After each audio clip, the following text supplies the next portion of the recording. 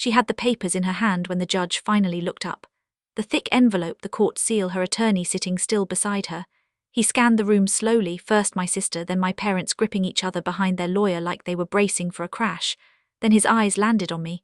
His voice was careful, almost quiet. Did they know this was coming? I held his gaze and gave him one small nod.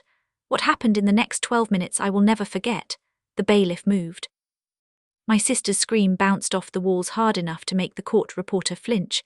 My mother clawed the armrest until the blood left her fingers. And my father stared at the floor the same way he'd been staring at it for a decade. Like the carpet held some answer he couldn't find anywhere else. But that courtroom was the last page. The first page started on a Wednesday night in April, a porch light, a baby I never expected. Welcome back to Hidden Karma Stories ***. I'm Rachel, 34 years old, a registered nurse in a small town in eastern Tennessee. If this is your first time here, I want you to know I read every single comment, everyone. So before we go any further, drop a comment right now and tell me, where in the world are you watching from? I would love to know. And if you haven't subscribed yet, hit that button and share this with someone who needs to hear it. This one is for the people who stayed. 11 years ago, my younger sister left her newborn daughter on my front porch and vanished. My parents looked me in the face and called that baby my problem. I raised her. I adopted her. And when all three of them came back 10 years later trying to take her, and the inheritance that came with her, I had one sealed file that changed the entire story. I was 24 that April. I'd just pulled off a 12-hour shift at Ridgeview Family Health, the kind of shift where you eat cold crackers at the nurse's station and your shoes smell like antiseptic and other people's bad news. I got home at 11:30. Porch light was on, I always left it on, had since the day I moved into the little rental on Coldwell Lane. Force of habit, force of something. The light was the first thing I noticed, the infant carrier was the second. It was sitting dead center on my welcome mat, yellow padding, a pale green blanket tucked snug around something small and breathing. I dropped my bag and went down on one knee. The baby was asleep, 3 weeks old at the most. Tiny fists curled near her chin, skin still new and blotchy, the way newborns look like they're not quite finished. Nurse instincts don't wait for permission. I pressed 2 fingers to her sternum, counted respirations, checked her color. Warm, fed, steady. Then I saw the note. Folded once, tucked into the side padding of the carrier. College-ruled notebook paper with a torn edge. I knew the handwriting before I finished unfolding it. Same looping cursive my sister Jessica used on Christmas cards she never mailed on time. Her name is Chloe, don't come looking. J***. That was it, no explanation, no phone number, no apology. I looked up and down the street. Quiet. A few porch lights across the way, no movement. Jessica's car was gone. I had no idea when she'd been there 10 minutes or 2 hours.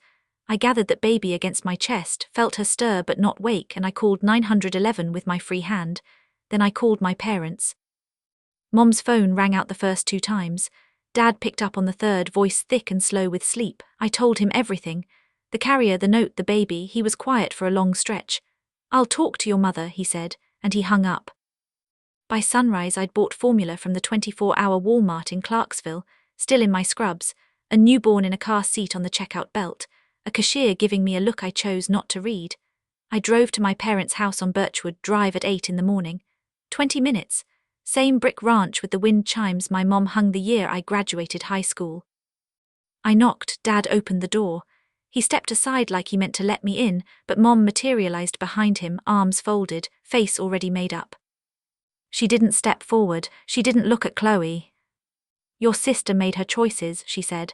"We told her that man was no good. She didn't listen." "Mom, this is a baby. She needs." "She's your burden. Jessica made this mess. We're not cleaning it up."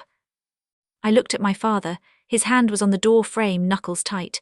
His mouth opened, closed. He said nothing. Mom shut the door. I stood on that porch holding Chloe for a full minute. Then I walked back to my car. She slept. I sat behind the wheel with the engine off and made 2 decisions. I would call Child Protective Services, and I would ask them to place Chloe with me. The CPS caseworker came the next afternoon. Her name was Sandra Moore, practical shoes, a clipboard, the calm efficiency of someone who had seen everything twice. She walked through my apartment, 2 bedrooms, 1 bathroom, kitchen with a second-hand table, small but clean. She checked the smoke detectors, the water temperature, the door locks. She asked where the baby would sleep. I showed her the spare room, empty except for a dresser and a box fan. I can have a crib by tomorrow, I told her. A coworker has one in storage. She made a note, employed full-time. Registered nurse, Ridgeview Family Health. Another note, she explained kinship placement. Chloe could stay with me while CPS investigated. If Jessica didn't surface and no family stepped forward, we'd move toward formal guardianship. I signed the temporary placement papers that evening with Chloe in a borrowed bouncy seat beside the table. That first week was pure triage. I called my supervisor, Dr. Nguyen, and asked to switch from nights to days. She didn't hesitate. Take the time you need, we'll figure it out. I cut everything from my budget I could live without. Gym membership gone, restaurants gone, streaming gone. Formula and diapers became line items on a spreadsheet I kept in my phone notes. 5 a.m. became my anchor. Coffee in the dark, Chloe in the crook of my arm, the kitchen smelling like coffee grounds and baby powder. I learned to do everything one-handed. Pour water, fold a burp cloth, lock the front door. Raising Chloe was triage. You stop the bleeding first, you ask questions later. She smiled at 6 weeks, rolled at 4 months, said something close to Mama * at 9 months, and I let myself count it even if it might have been a coincidence. By her first birthday we had a rhythm. Morning shift at the clinic, Chloe at the daycare at Cornerstone Baptist 2 blocks away, pick up at 4, dinner, bath, 2 books, lights out. Dr. Nguyen brought grocery bags full of clothes her daughter had outgrown. The nurses at the clinic threw me a belated baby shower in the break room, sheet cake from Kroger, a stack of onesies, a Target gift card that made me cry in the bathroom afterward. I emailed my parents a photo of Chloe every month. Same message each time, here's Chloe this month, she's healthy and happy. You're always welcome to visit. Mom never replied, not once. Dad wrote back exactly once, month 6, she looks good, no follow-up, no visit, no call. I saved every email in a folder I labeled family. I tried to find Jessica, called her old number disconnected, searched every social media platform, reached out to mutual high school friends, checked with the county sheriff's office. They had a missing persons report, but Jessica was an adult who had left of her own free will. No foul play, nothing they could do, she wasn't missing, she was gone. At the 1-year mark, I filed for temporary legal guardianship. My attorney was Patricia Lawson, family law, 22 years in practice, an office in Cookville with file folders stacked to the ceiling. She took my case at a reduced rate and said the thing I wrote down on a notepad and kept. Document everything. The people who weren't there have a way of trying to rewrite what happened. The guardianship hearing was in Putnam County Family Court. Small courtroom, wood-paneled walls the color of weak iced tea, fluorescent lights that buzzed when the HVAC kicked on. Patricia stood beside me. Chloe was in her carrier on the bench, chewing on a teething ring. Jessica had been served by publication, notice in the county paper, legal equivalent of shouting into a canyon. She didn't show up, didn't respond, didn't send a letter. My parents were notified through their attorney. Mom's response came as a formal letter, read aloud in court by Patricia. We do not oppose guardianship, but we ask for no further contact regarding this matter. The judge paused on that line. Is the child's grandmother aware she is choosing to step away? She is, Your Honor. The letter speaks for itself. He signed the order. Temporary legal guardianship of Chloe Marie Dawson granted to Rachel Lynn Dawson. Patricia put her hand on my shoulder in the hallway. Step 1. I carried Chloe out into April sunshine. Same month she'd been left on my porch, 1 year later. I sat in the parking lot with the engine running and let myself feel the full weight of it, not sadness, not triumph, just the gravity of a judge's signature behind what I'd already decided to do. Then I wiped my face, put the car in gear, and drove to the grocery store because we were out of bananas. Years 2 and 3 were defined by what didn't happen. I kept sending monthly emails. Chloe's second Christmas, her first day of preschool, the afternoon she tripped on the back step and needed 4 stitches above her eyebrow, 97 emails over 8 years. I counted them later when it mattered. Mom never replied. Dad sent a Christmas card the second year, a drugstore poinsettia photo, signed Dad * in blue pen. No note, no mention of Chloe. Third year, nothing at all. Jessica surfaced once. Near the end of year 2, my phone lit up Nashville area code 10:30 at night. Rachel, it's me. Her voice was the same, quick, light, already halfway out the door before the sentence was finished. She didn't ask about Chloe. She asked if I could Venmo her $350 for a deposit. Do you want to know how your daughter is doing? The line went quiet for 5 seconds. She hung up. She called again 13 months later. Same thing, needed $600 for rent, talked fast, didn't ask about Chloe. This time I asked her directly. Jessica, she's running and talking and she knows your name. Do you want to see her? Jessica's voice sharpened. You've got my kid, you owe me. I didn't raise my voice. She's not a bargaining chip, she's a little girl. Jessica hung up. Tennessee is a one-party consent state. I recorded both calls. Patricia had told me to. I logged the dates, times, length and summaries in the same spreadsheet I used for Chloe's medical records. Year 3, Patricia filed the petition for involuntary termination of parental rights. Willful abandonment. 6 consecutive months with no meaningful contact, no financial support, no attempt to parent. Jessica had provided none of those things for 3 years. She was served by publication again.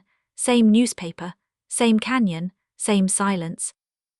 The termination hearing was brief.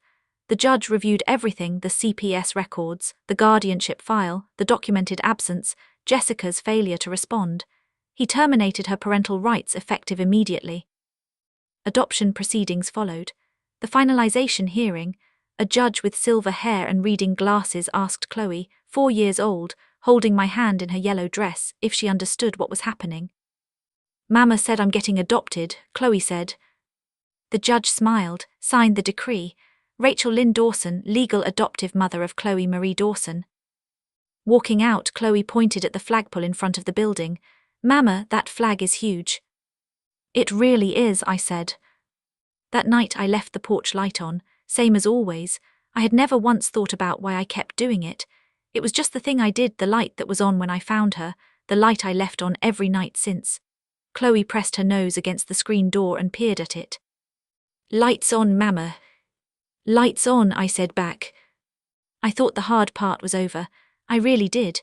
But people who walk away have a way of coming back, specifically when they smell something valuable. Chloe at 7 was a reader. She plowed through chapter books the way other kids plowed through chicken nuggets, fast and with total commitment. Her teacher, Mrs. Patterson, told me at fall conferences that Chloe read at a 5th grade level and had a polite but firm opinion about everything. I recognized that. Our mornings had settled into something I could run without thinking. 5 a.m. coffee. Chloe padding into the kitchen 10 minutes later in bare feet, climbing into her chair, cereal already waiting. She'd eat and narrate her dreams while I finished my coffee and packed her lunch. I dreamed about a library inside a treehouse, she told me one morning. That sounds amazing. It had a slide instead of stairs. Our house was the same little rental on Caldwell Lane. 2 bedrooms, 1 bathroom, but it had Chloe's drawings covering the refrigerator, a bookshelf that bowed under the weight of library books, and a kitchen table where we did homework and ate spaghetti and played card games on Friday nights. I'd been promoted to lead nurse at the clinic. The raise was modest, but it covered orthodontics and field trips, and a savings account I added to every month. Chloe knew she was adopted. I had told her when she was 5 in words she could carry. Your birth mom wasn't ready to be a mom, I chose to be yours. She thought about it for a day and then said, You're my real mom. I didn't argue, she was right. This was the year Daniel Mercer found us. I didn't know his name yet when the letter arrived on a Thursday afternoon. Return address, Murfreesboro, 45 minutes west. Handwriting I'd never seen, careful block print, the kind that comes from writing invoices by hand. Daniel Mercer was a general contractor. He built custom homes and additions in the greater Nashville corridor. His letter was plain and honest. He had dated Jessica briefly about 8 years earlier before she left town. She had never told him she was pregnant. He never knew Chloe existed until a woman he'd grown up with saw a photo I'd posted of Chloe at a school event and texted him. The resemblance stopped him cold. He wasn't demanding anything. He wasn't threatening. He asked if I'd be willing to talk. I called Patricia that same afternoon. He has no legal standing, she said. The adoption is final and sealed, but whether you let him into Chloe's life, that's entirely your call. I thought about it for a week, then I called him. We met at a diner in Smyrna, halfway between us. He was 34, broad-shouldered. the kind of quiet that comes from being careful with words rather than short on them. He brought a school photo of himself at Chloe's age. The resemblance was immediate, same wide-set eyes, same stubborn jaw. We agreed on a DNA test, results back in 11 days. Daniel Allen Mercer was Chloe's biological father. He sat across from me at that same diner and said, "I missed everything, I want to do right by her." We set ground rules, supervised visits once a month. He'd be introduced as Mr. Daniel. The word Dad * was Chloe's to choose if she ever chose it. He agreed to every condition without pushback. Daniel showed up, every first Saturday of the month, rain or shine. He drove a pickup with a * Mercer Custom Homes decal on the door and brought Chloe books about how things were built, bridges, domes, skyscrapers. She loved them. She called him Mr. Daniel and peppered him with questions about whether you could build a treehouse with a library inside. "With the right lumber, absolutely," he said. After 4 months, I let him take her to the park, supervised. After 8 months, she showed him her report card. He kept it in his desk drawer. Over that year, Daniel's business grew, not wealthy grew, steady grew. A second crew, new contracts with 2 local developers. He lived simply, saved quietly. And one afternoon, sitting on my porch while Chloe chased fireflies in the yard, he told me what he'd done. "I set up a trust for her," he said, eyes forward watching the yard. "Education fund, 90,000 to start. Life insurance names her as beneficiary." I stared at him. "I missed her first 7 years," he said. "I can't get those back, but I can make sure she's covered no matter what happens to me." He had named me sole trustee. His estate attorney had drawn everything up. He'd also filed a notarized affidavit stating that Jessica had abandoned Chloe, that I was the sole consistent caregiver, and that under no circumstances should the trust be transferred to anyone else. He had underlined those 4 words twice. I didn't know then how much weight those 4 words would carry. 6 months after the trust was set up, Daniel mentioned chest tightness during a Saturday visit. Nurse instincts again. How long? A few weeks. Probably the job. I told him to see a cardiologist that week. He waved it off the way men in their 30s wave off anything with the word * doctor in it. 3 weeks later, my phone rang at 6:40 in the morning. A man named Greg Holt, Daniel's business partner. Daniel had collapsed on a job site in Brentwood. Heart attack. Massive. Paramedics had worked on him for 23 minutes. He was 36 years old. I sat on the edge of my bed with the phone pressed to my ear and listened to Greg apologize for calling so early, like the hour was the part that mattered. Chloe was in the kitchen. I could hear her spoon scraping the bowl. I told her after school. She sat on the couch with her backpack still on and cried the kind of quiet cry where your shoulders shake but no sound comes out. She'd barely known him, but Mr. Daniel had shown up in a way that made 8 months feel like a whole lifetime. Probate took almost a year to settle. Daniel's estate, Mercer Custom Homes equity, personal savings, the life insurance, the education trust. Total value after everything cleared, $294,000. I was confirmed as sole trustee. His obituary ran in the Murfreesboro Post. The last line read, "He is survived by a daughter, Chloe." I read those words and felt grateful and gutted at the same time. I didn't know who else was reading them. The weeks after Daniel's death were quiet the way grief makes things quiet. Not peaceful, muffled. Chloe went through her routines, said good morning at the kitchen table, did her homework, but the spark was lower. She slept every night with the pale green blanket from the carrier she'd arrived in. It was worn through now, the satin edge long gone, 2 patches ironed on that didn't quite match. She carried it the way kids carry the thing that holds them when nothing else can. One night she climbed into my bed, something she hadn't done since she was 6, and pressed her back against mine and whispered into the dark. "Mama, why do people leave?" I turned over, brushed the hair from her face. "Sometimes people aren't ready," I said. "Sometimes they're scared, and sometimes they just don't get a choice." She thought about it. Mr. Daniel didn't get a choice. "No, baby, he didn't." She fell asleep with the blanket tucked under her chin. I lay there for an hour staring at the ceiling, carrying grief on 3 levels, mine, hers, and the stack of probate paperwork on the kitchen counter. The letter from Daniel's estate attorney arrived 2 weeks later. Formal letterhead, Caldwell and Briggs, attorneys at law, Murfreesboro, Tennessee. Inside, confirmation that $294,000 was held in trust for Chloe Marie Dawson, with Rachel Lynn Dawson as sole trustee. And inside the envelope, the notarized affidavit, the original. I sat at the kitchen table and read every word. I, Daniel Allen Mercer, biological father of Chloe Marie Dawson, do hereby attest. Chloe's birth mother, Jessica Ann Dawson, abandoned the child within weeks of birth. I did not learn of Chloe's existence until she was 7 years old. Since that time, I have maintained regular contact and financial support exclusively through Rachel Lynn Dawson, Chloe's adoptive mother, who has provided sole, continuous, and devoted care for the entirety of Chloe's life. The final paragraph. It is my explicit wish that Rachel Lynn Dawson remain Chloe's sole legal guardian and trustee. Under no circumstances should custody or trust management be transferred to Jessica Ann Dawson or to Sandra and Gary Dawson, who declined all involvement in the child's life and refused repeated invitations to participate in her upbringing. Under no circumstances, underlined twice. I folded the letter carefully, placed it in my binder between the adoption decree and the trust documents, and locked the binder in the filing cabinet beside my bed. I read those words 3 times, not because they surprised me, because they felt like armor I didn't know I'd been fitted for. I never figured out exactly how Jessica found out. Patricia traced it later. Daniel's obituary had been posted online, open to anyone with a browser. It listed his name, his company, and one line at the bottom, survived by a daughter, Chloe. Probate records in Tennessee are public. Jessica searched the Davidson County filings and found the trust summary. Not the full document, but enough, the beneficiary's name, the approximate value.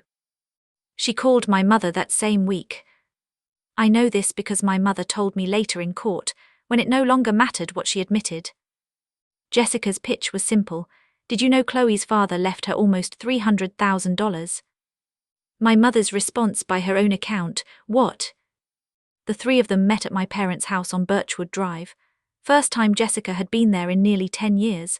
I can picture it, Jessica at the kitchen table where I'd eaten cereal as a kid, Mom across from her, Dad in the corner trying to disappear. Jessica laid out the math. If they filed for custody and won, if a judge granted shared custody or reinstated Jessica's parental rights, they could petition to change the trustee. Family court could reassign trust management from me to Jessica or to some joint arrangement. Access. This wasn't a reunion, it was arithmetic. Jessica hired an attorney in Nashville before she ever knocked on my door. His name was Marcus Webb, family law, aggressive reputation, premium retainer. She was already building a case before anyone sent an olive branch. The olive branch came next. It smelled exactly like what it was. Jessica showed up on a Saturday morning in late August. Chloe was at a friend's birthday party. Jessica didn't know that she'd come expecting to see Chloe, and my empty driveway must have been a disappointment. She stood on my porch in a pressed blouse and small pearl earrings, with a smile that looked like it had been rehearsed in a rearview mirror. I opened the screen door but didn't step aside. Rachel, she said my name like she was tasting it. I know I've been gone, I know I let you down, but I've changed, I want to be in Chloe's life. She paused, tilted her head the way she used to when she wanted something from Dad. We're her real family, blood is blood. The words sat between us like a dropped glass. You've been gone for 10 years, Jessica. I know, and You didn't call on her birthday, not a single time, not once. Jessica's jaw tightened slightly, just for a second, just enough. She recovered fast. Mom and Dad want to see her too, we've all been talking. Mom told me Chloe was a burden, her exact word. People change. Some do, I said, I'll think about it. I closed the screen door and watched through the mesh as she walked back to a white Audi with a Nashville dealership frame around the plate. She sat for a minute before pulling away. I called Patricia before Jessica reached the highway. If she's already been to a lawyer, Patricia said, she's not here for a reunion, she's here for a case. The next week the phone started ringing. Mom called first. Her voice was warm in a way I hadn't heard in 8 years, which told me everything. We've been meaning to reach out, sweetheart. We miss Chloe so much, we'd love to see her. Sweetheart, 8 years of silence, and now I was sweetheart. I kept my voice even. I appreciate that, Mom. Chloe is doing well. I'd be open to a supervised visit at a neutral location if you're interested. Silence, supervised, we're her grandparents. You requested no further contact. That letter is on file with the court. She didn't have an answer for that. Jessica texted photos of toys, a stuffed rabbit, a set of watercolor paints, a lavender backpack with Chloe's name embroidered on the front. "For when we visit," she wrote. I didn't reply. I saved the screenshot. Dad called separately, stilted, halting, clearly reading from a note card. "Your mother and I think it's time we sat down as a family for Chloe's sake." "I'd welcome that, Dad. I've been inviting you for 8 years. He didn't have a comeback either. I brought everything to Patricia. She spread the texts, call logs, and emails across her desk and drew a timeline on a legal pad. "They're building a narrative," she said. "The story they'll tell a judge is that you shut them out and they tried to reconnect. Every message they send you is a future exhibit." Her instruction was precise: respond to everything in writing politely, never emotionally. Create a paper trail that showed I was reasonable and they were the ones who had disappeared. I did exactly that. Every text got a measured reply. Every call got a follow-up email summary. The binder grew another half-inch. They never took the supervised visit. Instead, 3 weeks after Jessica's visit, a process server knocked on my door at 7:30 in the morning. Chloe was already at school. I answered in my scrubs, coffee in hand. He handed me a manila envelope with the Putnam County Superior Court seal on the front. Petition for custody modification. Petitioner, Jessica Ann Dawson. Co-petitioners, Sandra Marie Dawson and Gary Thomas Dawson. Allegation 1. The respondent has systematically alienated the minor child from her biological family. Allegation 2. Family reunification is in the best interest of the child. Allegation 3. The co-petitioners have been denied access to their granddaughter by the respondent. I stood in the doorway and read it twice. Through Chloe's open bedroom door I could see her bed, sheets pulled up neat, pillow squared, pale green blanket folded on top, worn through and patched and 10 years old. Everything had started with that blanket, everything kept coming back to it. I closed the front door, set the envelope on the counter, finished my coffee. Then I called Patricia. "They filed," I said. "I know," she said. "I got the notice 20 minutes ago. I've been preparing for this since you called me about Jessica's Porch visit." Patricia had already compiled our response: the sealed adoption file, 8 years of monthly emails, the CPS records, Daniel's affidavit, the recorded phone calls, the probate records access timestamp, and the date the custody petition was filed. 22 days between discovering the money and filing the lawsuit. "Everything we need is already in that binder," Patricia said. "We just need the judge to read it." Here's what Jessica didn't understand. I wasn't the sister she had left with a baby and a problem. I was the woman who had spent 10 years building something unbreakable, one document at a time, one bedtime story at a time, one porch light left on at a time, and every single piece of it was in that file. Patricia Lawson's office was on the 2nd floor of a converted Victorian in Cookville. Her desk was buried in files she could locate in 30 seconds flat. She pulled out my binder, 3 inches thick, dark blue cover, tabs labeled in my handwriting, and opened it flat on the desk between us. "Walk me through it," she said. So I did. Tab 1, the CPS intake report from the night of abandonment. Officer Morgan's notes, Sandra Moore's placement assessment, the original carrier photo. Tab 2, Mom's letter filed at the guardianship hearing. We do not oppose guardianship, but request no further contact regarding this matter. Tab 3, 97 monthly emails sent to Sandra and Gary Dawson over 8 years. Responses received: 1, from Dad, month 6, she looks good. Tab 4, Jessica's phone calls, 2 recordings, 2 transcripts, both about money, neither about Chloe. Tab 5, the involuntary termination of parental rights, the adoption decree, the sealed court record.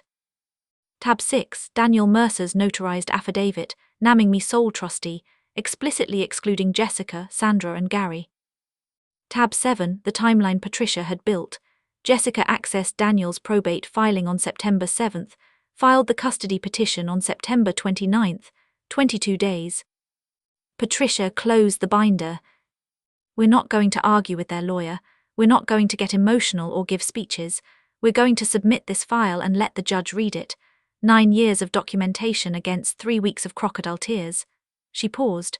You built this, Rachel. Every email, every recording, every receipt. This is your case. I looked at my handwriting on every tab. No, I said, it's Chloe's. Marcus Webb took my deposition in a conference room at his firm in Nashville. He was mid-50s, silver cufflinks. The kind of lawyer who leaned forward when he asked questions like physical proximity was a tactic. He started easy. "Ms. Dawson, you love Chloe, correct?" "I do." "And you'd agree that a child benefits from knowing her biological family?" "I'd agree that a child benefits from stability and people who show up consistently." His smile went thin. He shifted. "Isn't it true that you denied Chloe's grandparents the ability to visit?" "No, I sent monthly updates for 8 years. I have copies of every email if you'd like to see them." "He didn't want to see them." "Isn't it true you concealed Chloe's biological father from the family?" "No, Daniel Mercer contacted me. Jessica left without telling anyone she was pregnant, including him." "You're the trustee of an estate worth nearly $300,000. Don't you think the biological family deserves some oversight?" "Chloe is my family, legally and permanently. The trust was established by her biological father, who specifically chose me as trustee." Patricia intervened twice, once on a procedural objection, once when Webb tried to introduce a line of questioning about my personal finances that had nothing to do with a custody petition. The moment that mattered came near the end. Webb asked whether I'd ever said anything negative about Jessica to Chloe. I looked at him evenly. "I told Chloe her birth mom wasn't ready. That's the truth. I didn't add anything to it." Webb's pen stopped moving. His paralegal looked at the table. "Patricia told me later he'd expected tears. He got a binder and a timeline." While Patricia and I prepared, my mother went to church. First Baptist, the one she'd attended since before I was born. She told her version to anyone who would listen, the edited, sympathetic cut. "Our granddaughter was kept from us. Rachel wouldn't let us see her. We're just trying to be family again." It worked on some people. I noticed it. Mrs. Hacker, who had known me since middle school, walked past me in the produce section without making eye contact. 2 women I recognized from the choir whispered when I picked Chloe up from the church's after-school program. The associate pastor asked me awkwardly if things were okay at home. I didn't fight it. I didn't go door to door with my binder. I didn't post anything. I told one person, Dr. Nguyen. She listened over coffee in the break room and said, "Why don't you set the record straight?" "Because I'm not on trial in the church parking lot," I said. "I'm on trial in a courtroom. That's where the evidence goes." But my mother's campaign had a crack in it. There was a woman named Ruth Castillo, 71 years old, retired Sunday school teacher, the kind of person who remembered every child she'd ever taught. She had watched Chloe twice when I was stuck with a double shift. She cornered my mother after Wednesday evening service. "I've known that child her whole life, Sandra. Rachel never kept anyone away. You chose not to come." My mother's face went blank the way it always did when someone called her bluff. "You don't have the full picture." Ruth didn't flinch. "I know what an empty chair looks like." Chloe found out the way kids find out about everything, through another kid. A girl in her class named Madison told her at recess that her mom said Chloe's real mom wanted her back. Chloe came home quiet, did her homework without talking, ate half her dinner, took a bath without being asked. At bedtime she came into my room, climbed in behind me and pulled the green blanket to her chin. She'd carried it from her room like a shield. "Mama." "Yeah, baby. Are they going to take me away?" I rolled over, looked at her face. 10 years old, eyes like Daniel's, chin like Jessica's, heart entirely her own. "Nobody is taking you anywhere," I said. "You are my daughter, the court says so, my heart says so, and I say so." She searched my face for a long time the way kids do when they're deciding whether to trust an adult. Then she pressed her forehead to my shoulder and closed her eyes. She was asleep in 5 minutes. I lay there in the dark and counted the cost of what Jessica and my parents had done, not to me, but to a 10-year-old girl who'd spent a week afraid that the word *real meant something different from everything she'd ever lived. The next morning I called Patricia before the coffee finished brewing. "Whatever it takes," I said, "I need this finished." Patricia filed 2 motions. The first requested that the sealed adoption records be made available for judicial review only, not public, not discoverable by opposing counsel, but visible to Judge Howard Langford in chambers. Grounds: the records directly address the petitioner's legal standing. The second requested permission to introduce Daniel Mercer's notarized affidavit as evidence, a posthumous declaration by the child's biological father, filed with the trust, witnessed by his estate attorney. Marcus Webb objected to both. He argued the sealed records were irrelevant to a best interest analysis and that the affidavit was hearsay. Judge Langford reviewed both motions in chambers and granted both. Patricia also filed what she called the timeline exhibit, a single page, 2 dates, no commentary. September 7th, the date Jessica accessed Daniel Mercer's public probate records through the Davidson County online portal, verified by IP address log from the county system. September 29th, the date the custody petition was filed. 22 days, 1 page, 2 dates. The gap between discovering the money and pretending to discover motherhood. Webb requested a continuance, more time to prepare. Judge Langford denied it. The child's stability is this court's primary concern. This matter proceeds as scheduled. Patricia called me that evening. Hearing is set for November 4th. Everything we need is in that file, and if it's not enough, she paused. Rachel, you've been building this case for 10 years, you just didn't know it. 3 weeks away. I'd waited a decade for something I never wanted to happen. 3 more weeks felt like nothing. The night before the hearing, I laid out my clothes on the bed. Dark navy blazer, white blouse, grey slacks. Conservative, professional, not trying to impress anyone, trying to look like exactly what I was. A nurse, a mother, a woman who kept records. Chloe was asleep by 8:30. I made her lunch for the next day and left it in the fridge with a sticky note on the bag. I love you. Dr. Nguyen will pick you up after school. I'll be home by dinner. I sat at the kitchen table with the binder. Didn't read through it, I'd memorized most of it by now. Instead, I ran my hand across the cover, feeling the weight of it. Every tab was a decision I had made. The CPS intake report, the night I chose to keep her. The emails, 97 months of reaching out to people who didn't reach back. The recordings, 2 calls where Jessica asked for money and hung up when I mentioned her daughter. Mom's letter, no further contact. Daniel's affidavit, a man I'd known less than a year who saw more clearly than my own parents what Chloe needed. The adoption decree, the day a judge made permanent what I'd already decided in a parking lot years before, with a baby asleep in the back seat. I closed the binder, set it beside my keys and walked through the house, checked the locks, turned off lights, paused at the front door. The porch light was on. I looked at it through the glass, same fixture, same warm yellow circle on the concrete step, same as the night I found her. Tomorrow I would walk into the same courthouse where I'd signed guardianship papers 9 years ago. This time I wasn't asking for permission, I was answering for what I'd built. 5 a.m. coffee. My hands shook slightly when I poured the water, first time that had ever happened.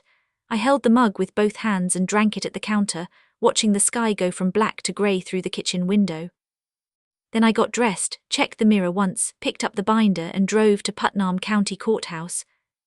Patricia was waiting at the entrance in a charcoal suit, briefcase in one hand, 2 coffees in the other. She handed me one without a word. We walked in together. Same courtroom, wood paneling, buzzing fluorescents, American flag in the corner. I'd been here 3 times before, this would be the 4th. Each time I'd walked out carrying more responsibility and less family. Jessica was already seated at the petitioner's table with Marcus Webb. She wore a cream blazer, pearl earrings, the same ones from the porch, and an expression of practiced sadness. Hands folded, posture perfect. Mom sat behind her, rigid as a fence post. Dad was beside Mom, looking at the floor. I walked past them, didn't make eye contact, sat down, opened the binder, placed my hands flat on the cover. The clerk called the room to order.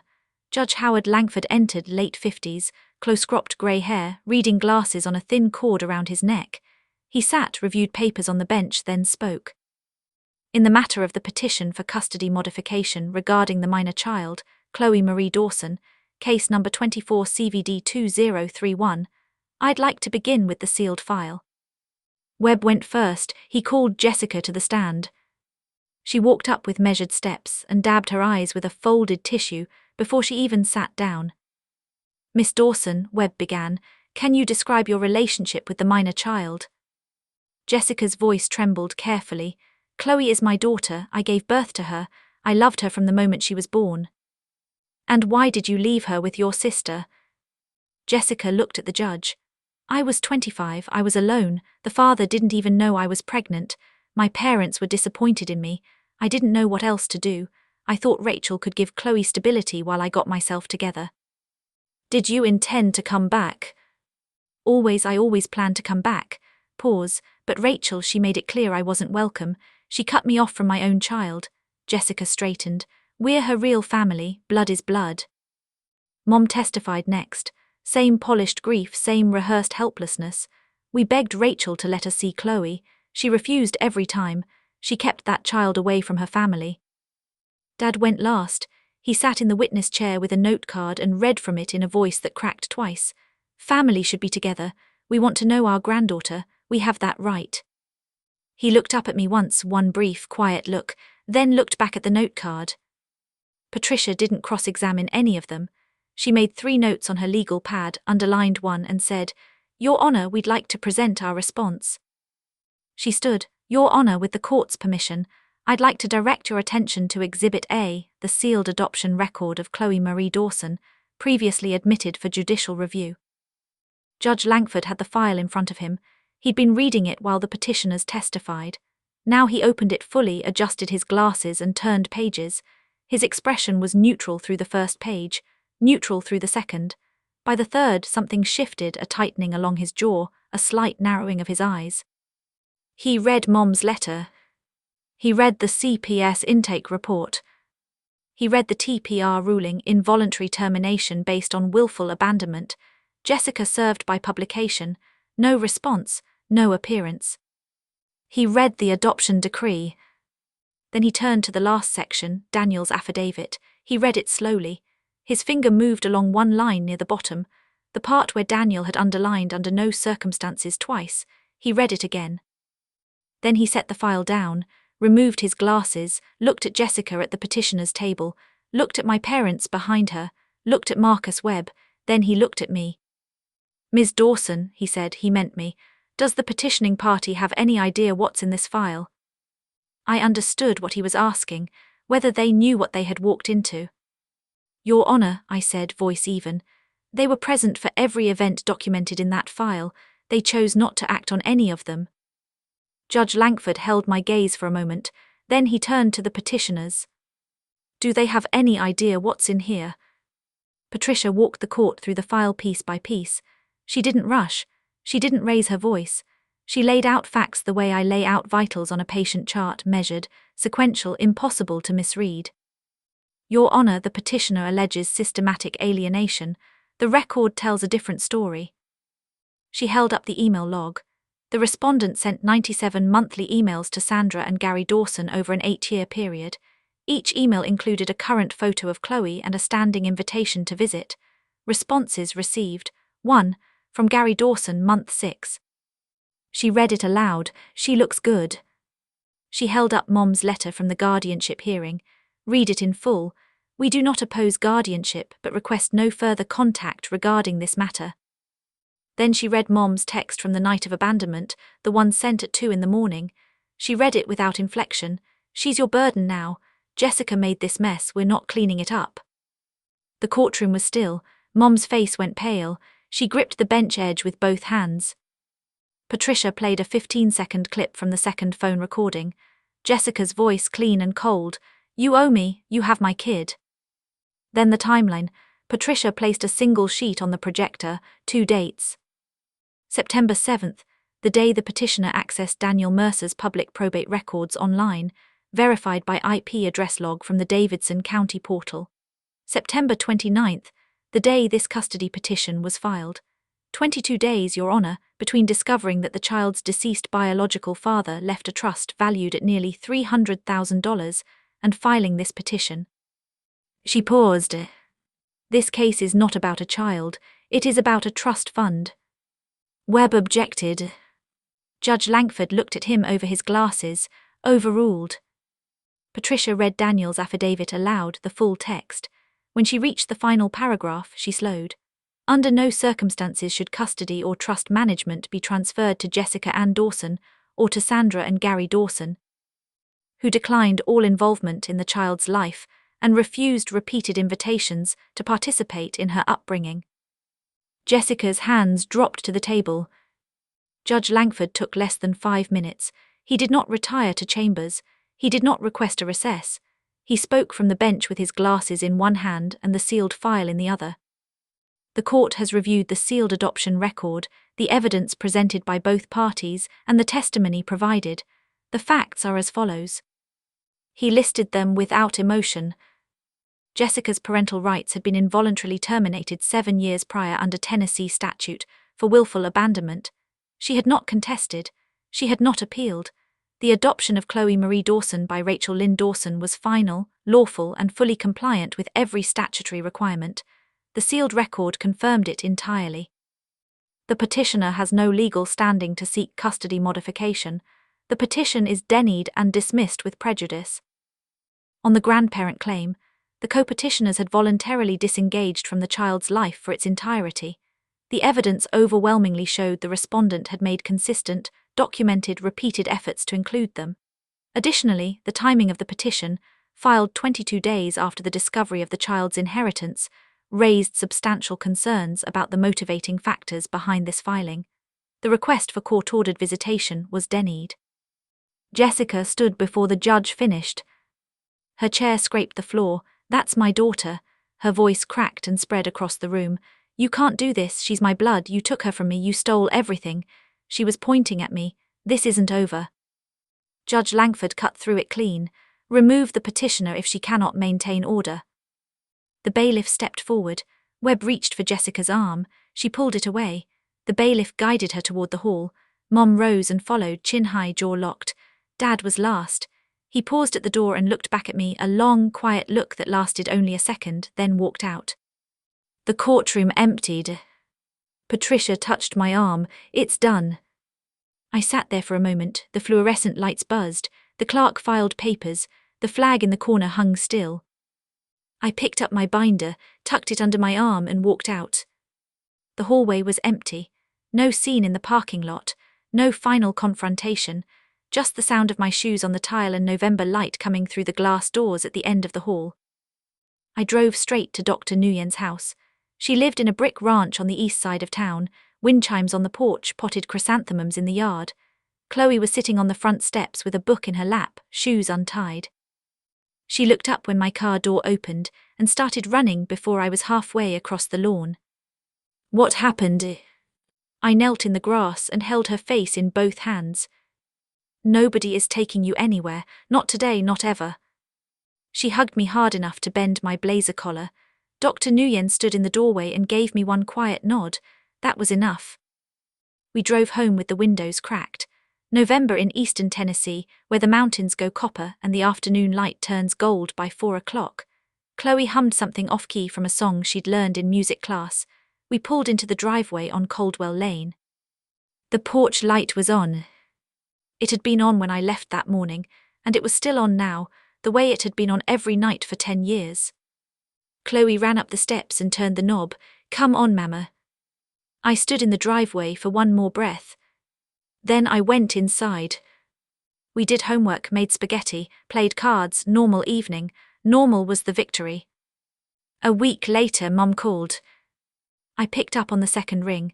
Her voice was cold, clipped, the version that came out when she'd lost and needed someone to blame. "I hope you're satisfied." "This was never about satisfaction, Mom. This was about Chloe. You turned this family into strangers. You were strangers the night you closed the door." Silence. She hung up. I put the phone down and started making dinner. Jessica vanished again. Back to Nashville, back to silence. This time the absence was mine to choose, and choosing it felt entirely different from enduring it. Dad sent a letter 2 weeks later, handwritten on plain white paper, folded twice, 4 sentences long. "I should have stood up, I know that now, I'm sorry I didn't. I'm sorry for all of it." I read it at the kitchen table while Chloe worked on a book report across from me. I didn't show it to her. I folded it and placed it in the binder between the adoption decree and the trust documents and closed the cover. I didn't throw it away. I didn't write back. Some apologies arrived too late to need a response, but too honest to deserve the trash. That Saturday night, I stood on the porch after Chloe went to bed. The light was on, cool air, crickets starting up in the trees, the mountains dark against a blue-black sky. 10 years ago I'd stood in this exact spot and picked up a baby wrapped in a pale green blanket with a one-line note pinned to her carrier. Now that baby was inside, 10 years old, safe, asleep with the same blanket, patched twice and loved past threadbare. Family isn't something you inherit, it's something you build, one morning at a time, one bedtime story at a time, one porch light left on at a time. And nobody who walked away from that for 10 years gets to redefine it in a courtroom. 97 emails, 2 phone calls about money, 1 green blanket patched twice, 1 binder 3 inches thick, 1 sealed file that held a decade of proof that showing up matters more than sharing blood. If you've ever been the one who stayed, the one who chose the child, chose the hard road, chose the quiet love that no one applauds, this story was always yours. And now I want to hear from you. Where in the world are you watching from right now? Drop it in the comments, I read every single one. If this story moved you, share it with someone who needs to hear it. Subscribe to Hidden Karma Stories. I'll see you in the next one.